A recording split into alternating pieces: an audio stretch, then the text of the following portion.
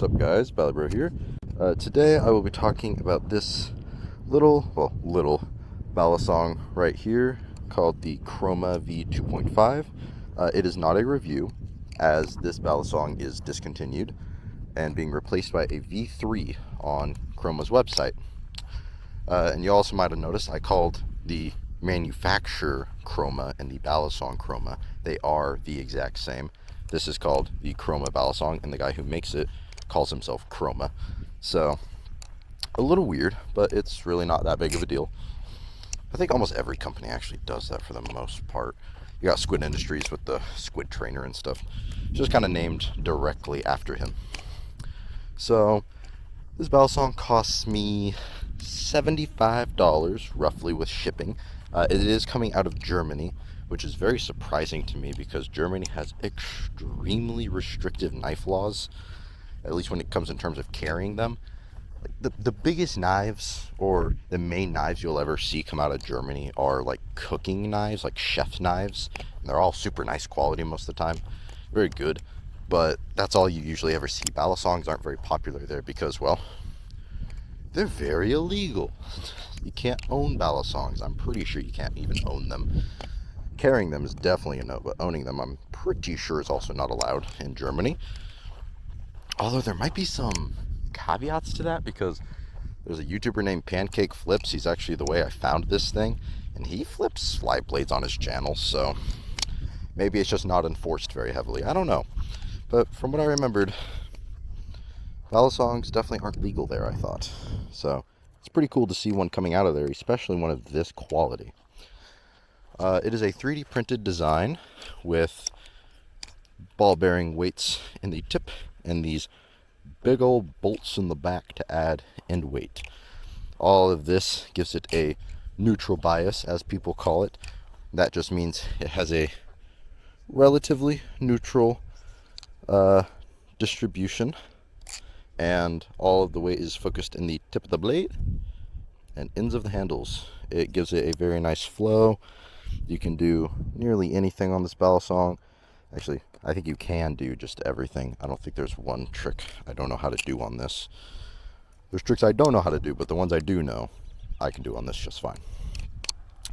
Alright, let's get into specs. It runs on phosphorus bronze washers. They're very thick washers too. So that's very nice. And they're very large washers as well, which I thought was a very smart design, because it is bronze on plastic, and bronze is a soft metal, but it ain't as soft as plastic. So making the surface area contact of the bronze phosphorus washer so large on the plastic will definitely help with wear and tear. And I've owned this thing for well over a month, and it has held up great. Just look at these tolerances.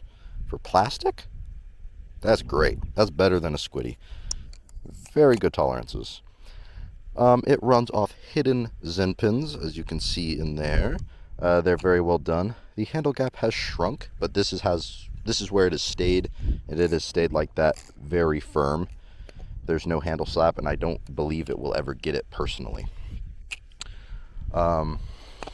It has rectangular handles, but they're kind of weird because they're taller than they are wide, which is the opposite of something like a Kraken.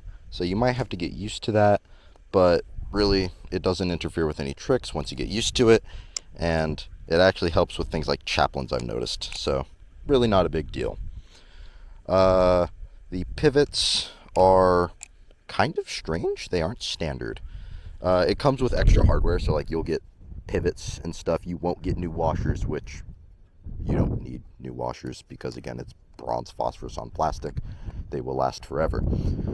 But you get new pivots up here, and I'm pretty sure that's it. And you also get a sticker. I remember that. You get 2 stickers, actually. Kind of fancy.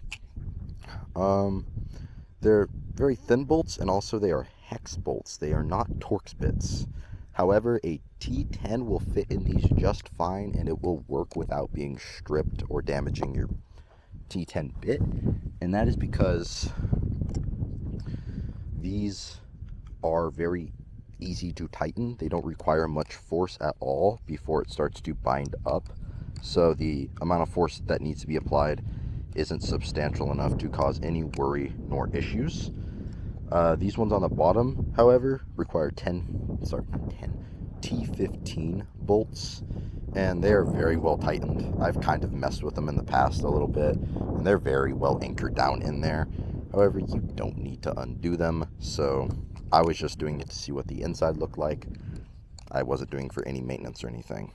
So the fact they're super well torqued down is not an issue.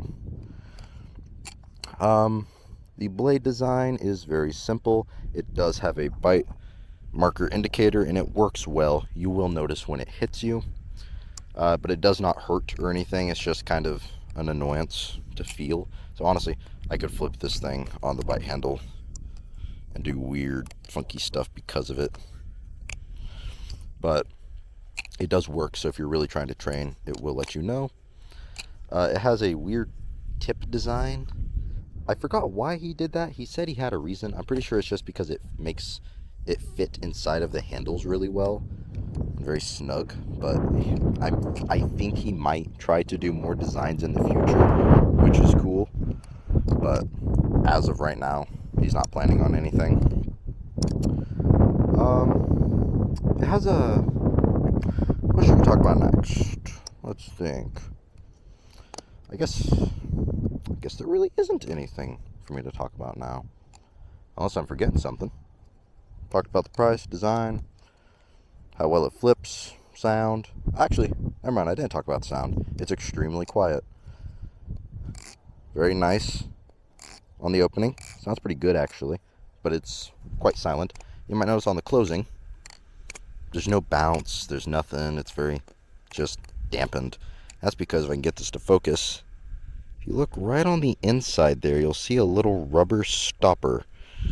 It's a little rubber pad that comes into contact with the blade when closed. So it's about as quiet as a squiddy bee. So if you have anyone around you that is sensitive to these sounds or just doesn't like them in general, then this is a good option. They'll probably be okay with it. It won't distress them or anything. So, very nice. The only thing I don't like, though, is I love my bottle songs to be super bouncy on the close, and this doesn't have that, but you win some and you lose some. Not that big of a deal.